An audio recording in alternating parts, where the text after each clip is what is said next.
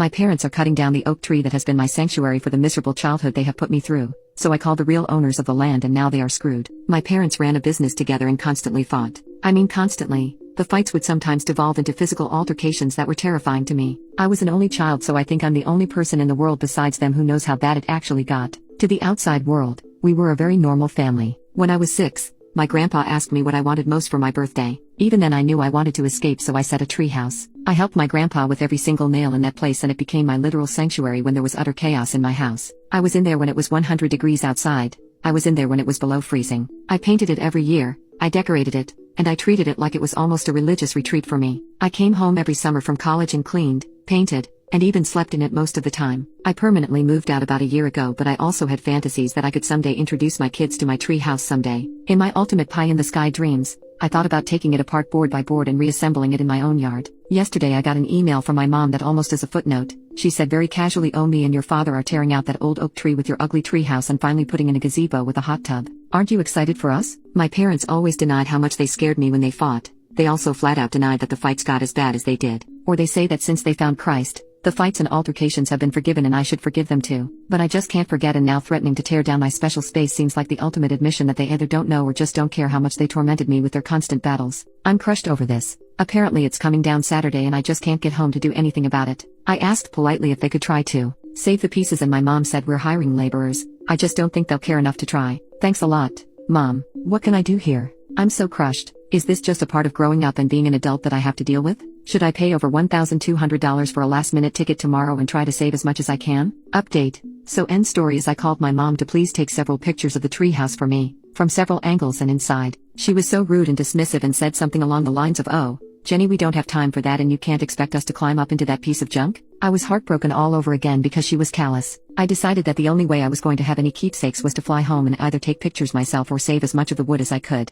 I bought a really expensive last-minute ticket home. After I'd already paid for the ticket, I remembered that maybe my neighbor would be willing to take some pictures for me. They are an elderly couple, but they had almost been like surrogate grandparents. Mr. Smith prided himself on being in great shape, so I figured it couldn't hurt to ask him for pictures just in case I didn't make it home in time. To say it was an odd conversation is an understatement. I'll just type it out to the best of my memory. Me: "Hi Mrs. Smith. It's Jenny from next door. Are you guys in town by chance?" Mrs. Smith: "Jenny, it's so good to hear from you. No, we are at our place. Is there something I can do for you? Is everything okay?" Me: "Well, not really. My parents are tearing down the oak tree with my..." Mrs. Smith: "What? They are doing what?" Me: "They are tearing down that oak tree with my treehouse." Mrs. Smith: "No, they can't do that. That's our oak tree." Me: "Well, I think either Friday or Saturday. They are having people over to cut it all down." Mrs. Smith: "Jenny, I need to make some calls. I'm sorry, I need to let you go. I'll try to call you back." So I flew home early Friday morning. My parents had hired some laborers from Home Depot but weren't home. They were well underway tearing my treehouse down.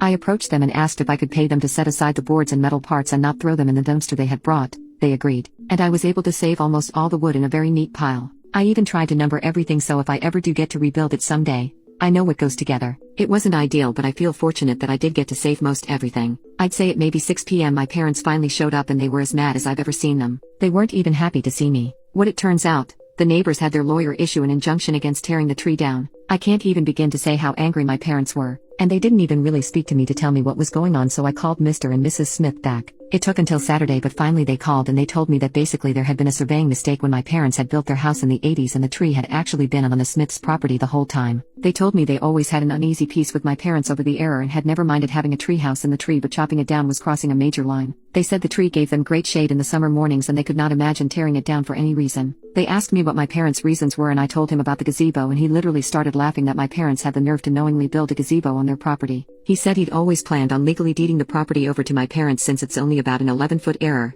along the entire property, but since he thinks my parents purposefully waited until he and Mrs. Smith were out of town to rip down the tree, he wasn't in any mood to do them favors. Saturday was so awkward and I spent the night at a friend from HS. This morning my dad said he wanted my crap off his property, so I called the Smiths back and they said they didn't mind if I stored my wood in their barn as long as I need it. My parents went to church and I plan on leaving without saying goodbye. I had some memorabilia boxes in the attic. I am taking them to a friend's house and she's going to ship them to me, so there's nothing left in the house for my parents to take their anger out on. I don't know how this will affect our relationship, but the reality is we haven't had much of one for a long time. I don't have any attachment to my childhood home anymore, so at least in the near term there's nothing for me to really go home to.